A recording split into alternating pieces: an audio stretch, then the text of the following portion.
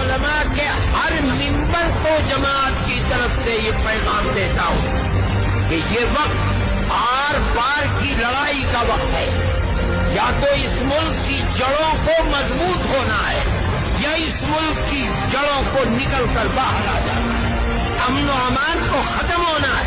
इसलिए मैं आपसे कहता हूँ कि जिस तरह आपके बुजुर्गों ने सर से कफन बांधकर इस मुल्क की आजादी के लिए कुर्बानी दी है, जमीयत उलमा की इस आवाज को अपने सीने में रखिए और दांत से इस पैगाम को पकड़िए कि जहाँ रहे सेकुलरिज्म की मजबूती के लिए काम।